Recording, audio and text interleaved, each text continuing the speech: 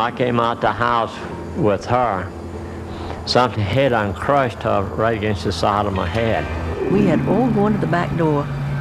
Getting ready to go out was just like the house just blew up. His house had gone to pieces, and a big partition in it fell on top of his wife.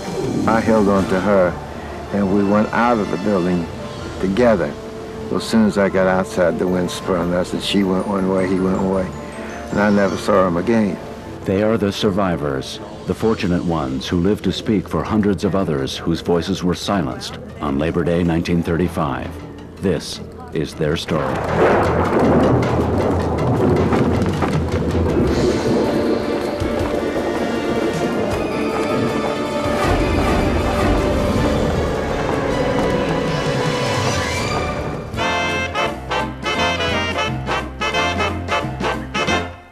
The Florida Keys, the summer of 1935, a paradise seemingly blessed by nature.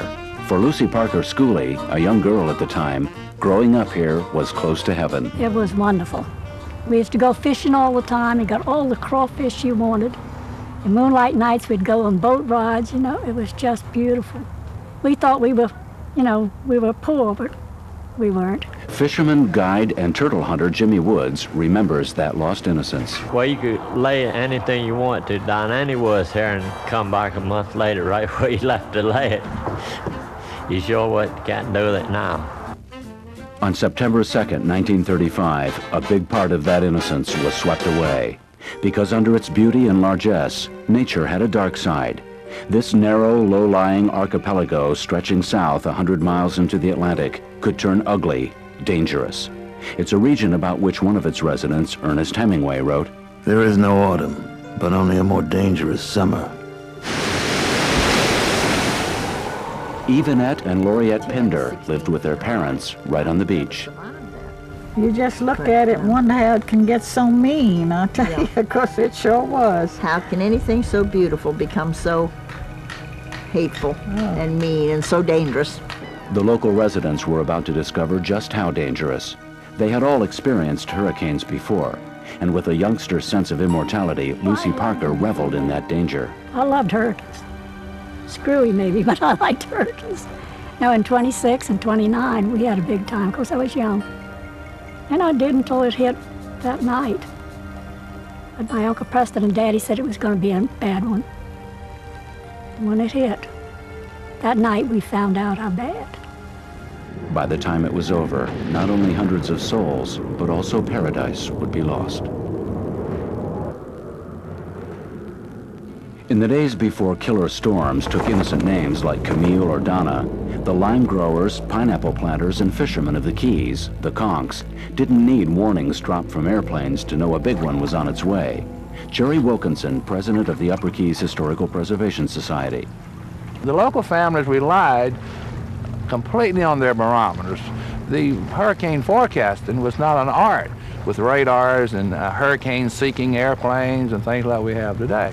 They looked at the barometer and they could tell how much the barometer had fallen and the rate that it fell, and judge the intensity of the hurricane. And Dad told us, they kept saying we weren't going to get that hurricane, but Dad said we were. He said because the barometer was going down. So we was battened up and in the house and everything when we were ready for it. First sighted in the Atlantic east and north of Turks Island, the hurricane swept over Andros Island with some of the most intense winds and waves in recorded history. But despite its intensity, its path was uncertain, as if it was toying with the conchs. Another diligent barometer watcher, Jones A. Purvis, the lighthouse keeper at Alligator Reef, noted in his log that day that the barometer had fallen to as low as 27.35 and then had risen again to 29.38, close to normal. But then, it began to fall again. On shore, heavy rain was already lashing the residents in their storm shelters and battened up houses. Janice Parker Gentry, the oldest living survivor, remembers. You could feel the spray come right, the house wasn't sealed, and you could feel the spray coming right in through the boards. It was that bad, and you could look at the barometer and you could see it move like it was a clock. That's how bad, it was. The barometers continued to plummet, and before they broke, they would hit a low yet to be equaled anywhere over land in the Western Hemisphere. 26.15. The Predator had taken a sudden, unexpected turn to the west. It came in fast and compact, with sustained winds in excess of 200 miles an hour. As one of the survivors said, when he went home after boarding up a building here in Tavernier, he turned on the radio, and this was at about 7:30, and the house, his roof off of his house blew off. But the radio was saying the hurricane was going to be here after midnight. So he had no idea. And somebody asked him, well, how did you know the hurricane come? He said, well, when the roof blew off my house, I knew the hurricane was here. On Alligator Reef, the lighthouse keeper was just preparing to light the lamp for the night, when according to his log, the lantern glass began to break. Flying glass was dangerous to life. I can't go home. Everything I got is gone. Stormy weather. In Tavernier, just to the north, Lime Grove field hand Clarence Alexander and several friends had taken refuge in a sturdy building next to the grocery store. We all colored people was in there, and one guy, he spoke, he's about drunk too. He said, y'all gonna have to leave out of here. The colors gonna have to leave out of here. There's enough room for the whites. So we left from there and went to the car boxes. That was in the train.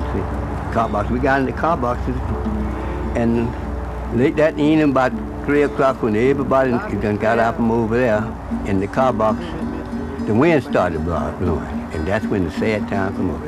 The wind hit with such a force that it ripped the roof right off the building the whites were now occupying. They had no choice now but to join their African-American brothers sheltering in the boxcars. And those car boxes was going up and down trying to, survive, keep us alive, I say. Just like that, We're looking to go every minute. And while the locals had ridden out big storms before, 400 federal workers had no idea what they were in for. World War I veterans, out of work and down on their luck, had marched on Washington in 1932 demanding payment of promised war bonuses. The bonuses were not forthcoming, but $1-a-day work building the highway to Key West was. Camped in tents and flimsy shacks, many were busy partying away the Labor Day weekend. All the veterans, they got out there in the streets, was drunk. Well, they didn't know. They never been in no storm. They didn't know. So they got out there and got to drinking and started singing and going on. That's how they got messed over. Plans to evacuate the veterans had been laid. Flagler's Overseas Railway, running from Miami to Key West, was standing by, but bureaucratic bungling had delayed its departure. Believing the train would arrive around 4:30 that day to take them to safety, the veterans waited in blissful ignorance. Unfortunately, the train didn't even depart Miami until after 4. And then when the train got down to Winley Key, where the quarry was, it got entangled with a 1.5-inch steel cable, and it took them quite some time, about 40 minutes, to get unhooked from the steel cable and untangled. And so that puts it arriving in an Almirada at about 8:10, 8:15, plus or minus. And we know that the tidal wave hit some 10 minutes later, so they didn't have a chance. The first to spot the impending deluge were the lighthouse keepers at Alligator Reef. Faye Parker Marat recalls. And they told Daddy when they went out about sundown to drink the coffee, which they did every evening, he said he screamed for Purvis to come out and look. The water was piled as high as a mountain. So I guess it was the wave coming in. Stopped clocks pinpoint the time of the inundation, 8:20 p.m. One of the first losses, the rescue train. Mr. Sheldon, the government supervisor, ran up to the engine and climbed up in the engine.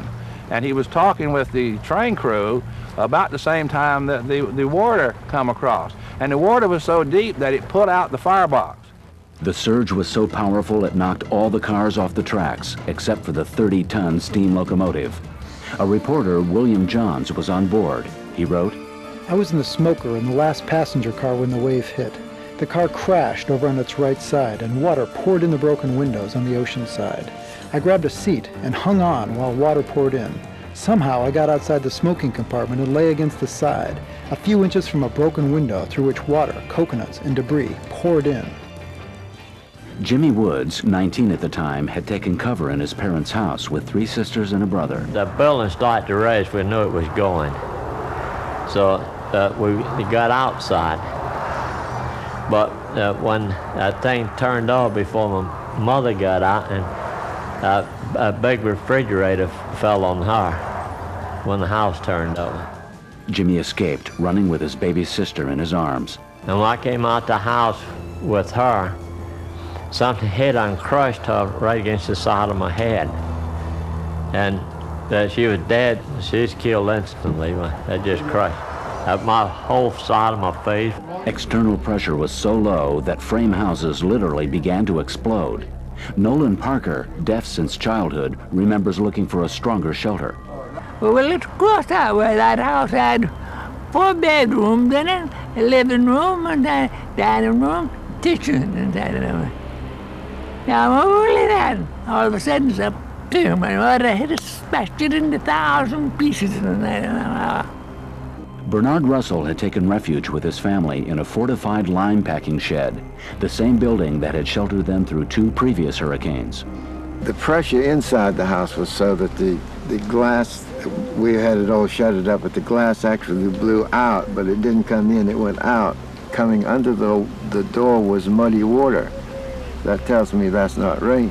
That tells me that the ocean is up, and the muddy water from the riling up of the ocean, that there's this muddy water coming in. So Dad said, the only way we can survive this now is that we're gonna, one, get a hold to another and hang on. And when we're gonna have to go out because the building's going apart.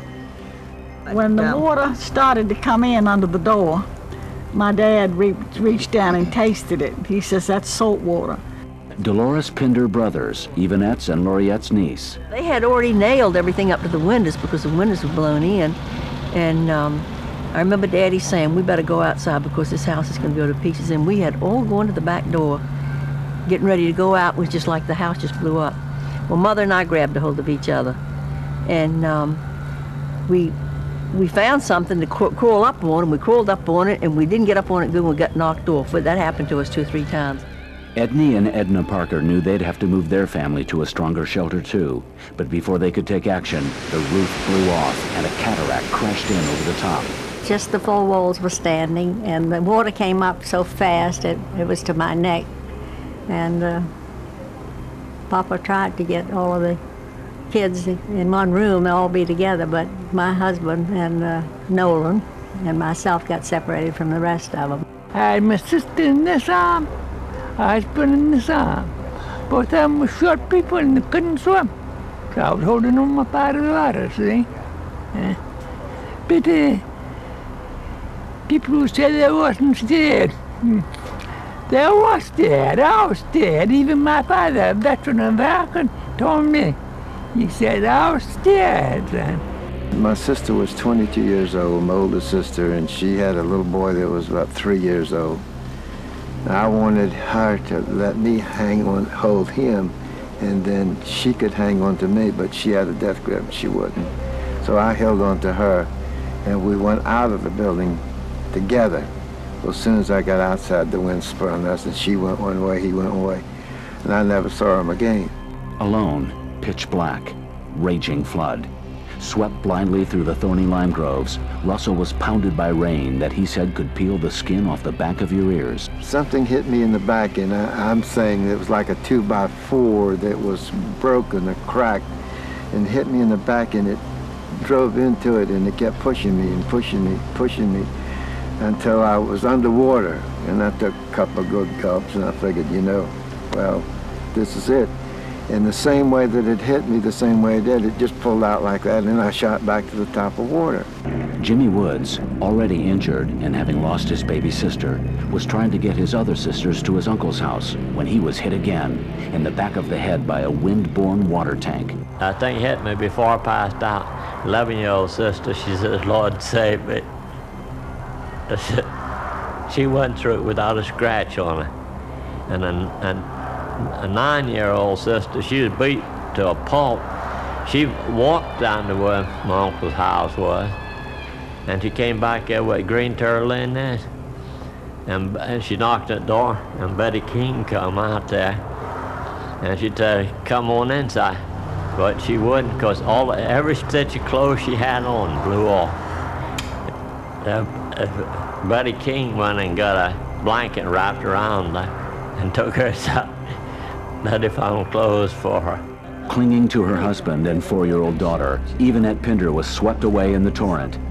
In the darkness, they found themselves clutching the top of a thorny lime tree, nearly like trying to hold on to a cactus. I had told my husband I was going to turn loose the tree, and he told me not to, because it's terrible to try to hold on to something like that.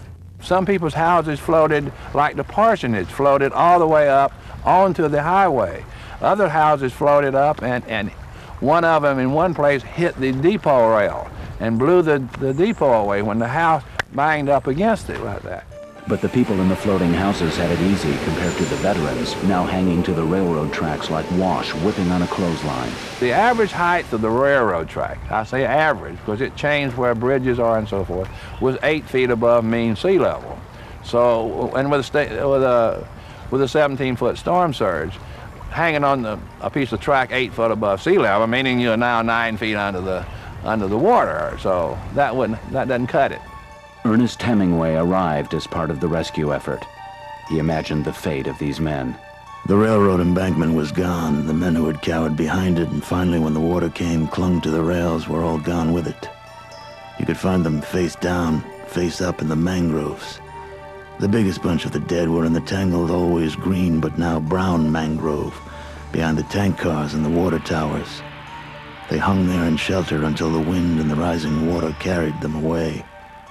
They didn't all let go at once, but only when they could hold on no longer. But as fast as it had come, the flood ran out. The railroad causeways, which had acted like dams, crumbled under the mass of water. And for some reason, it sucked Mother right underneath it, and it was the whole side of the building. And I had on a coat. Well, the rain felt like golf balls. And I took my coat off and held it over Mother's face because the only thing that she had from underneath that debris was her head. I mean, from her shoulders down was settled on her. Well, I hung on to a tree when that water went down. I went down in that lime tree. I had nothing on but one shoe. That water took every piece of my clothes off. Yep. And I was scratched from my head to my feet. And I don't know how long I sat there, but I remember hearing Daddy calling us. And I yelled to let him know where we were at. And he couldn't budge that, whatever it was, on Mother. He went and found somebody, I think it Mr. Butters, and they found a saw and had to saw it up to even move. And my mother's body was all broken up because it was that the whole side of that building just settled on her.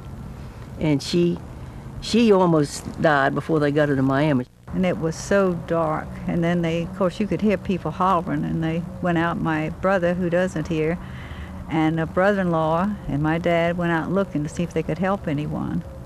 And they brought in my uncle, who had nothing left on but a wet T-shirt. He was in such bad condition. We heard him moaning. His house had gone to pieces, and a big partition, and it fell on top of his wife. And she was dying, and you could hear her, you know, knew she was. Can do nothing. Some of them, they couldn't move the lumber or the beams and stuff off of them. They just had to leave them. But you could hear people hollering, and you knew they were in pain. The light of day illuminated the scope of the devastation. Young Lucy Parker looked out on what had been her paradise and saw nothing. That was horrible. Nothing. There was part of the Matacumby Hotel left there. But other than that, nothing. Even chunks of the earth was gone, you know. It just destroyed everything. There was nothing left.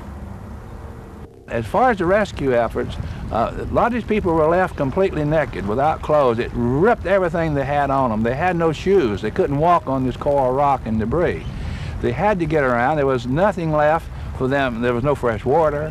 There was some cans. There were a number of grocery stores around, but most of this stuff washed to sea. What made an impression on me was my mother never went barefoot in her life, and here she was out there walking over those rocks in the lime grove, you know. I just wondered how she could stand it. Out of my family, it was 61 in the Russell family and 11 left afterward. I thought in the height of this that I was the only one left, but then after you get to thinking, after it's over, well, where are all of the rest of the family? Where did they go? Or is any of those left? Are they all dead or what? This went through your mind, but yet you were still numb. Well, they got to be somewhere. They got to be somewhere. but they didn't. They never came by. Seeing the people walking in down here at the Rustic Inn, and they were stripped of their clothes, and some of them so bruised and cut. And Daddy went out, of course, looking for people, and he found my uncle, who was still bleeding, had evidently just died. And my aunt was on top of a tree. She had drowned during the water. But a friend of mine walked up the road here and had a stitch of clothes on, and she didn't even know it. She was in shock, you know, everybody was. So I light a dead body at Snake Creek. The bridge was washed up on the railroad track. There was a whole line of young children dead on the side of some of them, 6, 7, 8 years old. The veterans got paid on a Friday, and so many of them were drunk, and they didn't know anything about hurricanes anyway. So we had to step over them when we were going up to catch the boat. They were just all over the ground, dead. So it was rough. Jimmy Woods, given little chance to survive his own injuries, found his mother waiting to be evacuated. The icebox had paralyzed her from the waist down. I wanted to go and just hug her, but she worked, so I didn't want to see my scalp all ripped up and everything. So I just wanted to go and just grab her, hug her. I just couldn't do it. Jimmy's mother died before he got to say goodbye. He also lost his father and 2 sisters. Oh my goodness, at one place, it was on Whale Harbor, I think, there was a pile with canvas thrown over it, and I thought, well, I want to see if I know anybody here. And one time I wouldn't have looked at a dead person, you know. And I lifted it up and looked under to see if I could see anybody that I knew. I didn't, because it was mostly those veterans, you know, that were there. That stack was mostly those veterans. One time, he was lying down on the ground. I didn't see. My father did. My father was up to sheriff and down at 2x4, splintered, driving right through the center of his stomach into the ground. You still alive? You know what he did? He asked him for a tanner bear. The bear was all over the ground. They gave him tanner bear and he told him. He said, pull the boy out. They put it up, Dad.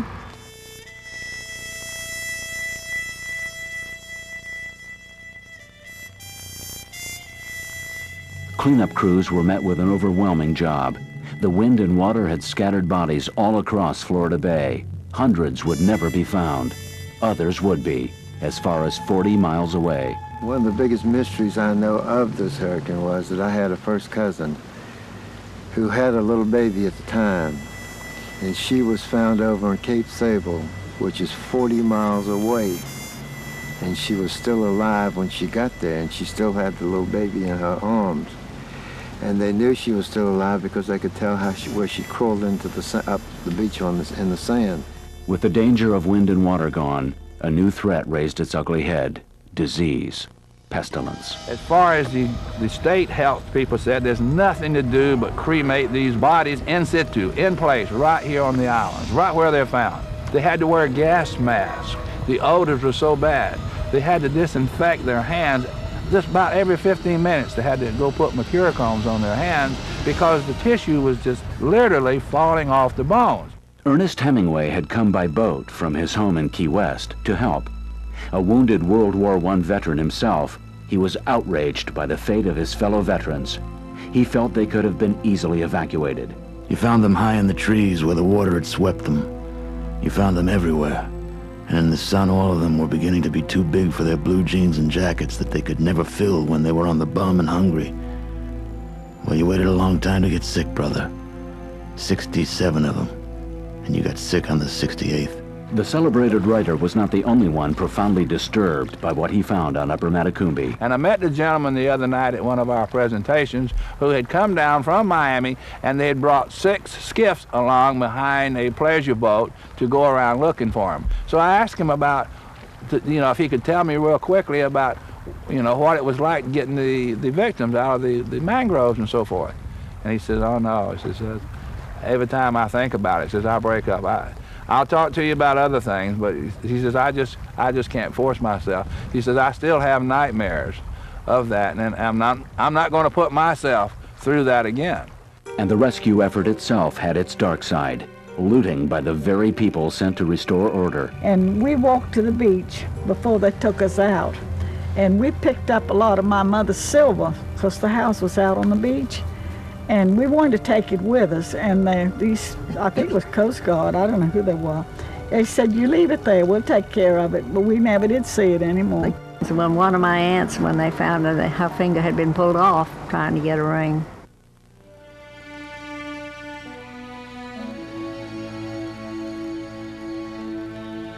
But, as for all survivors, the draw of home far outweighed the horrors. I asked my dad, I said, what are we going to do? Where are we going to go? He said, son, the only thing that you and I own today is a little bit of property in the Keys. That's the only thing we've got. I mean, everything else is gone. And he says, we go back and we make the best. We start over. And that's what we had to do. Miraculously, the angel in Pioneer Cemetery had survived. Nearby, upon barren, salt-covered coral, the survivors began to rebuild. The center of the community was a new Methodist church, and later, a monument to all the hurricane's victims. Far from driving these families from these islands, Hurricane 35 had strengthened their resolve to hold on to their little piece of earth.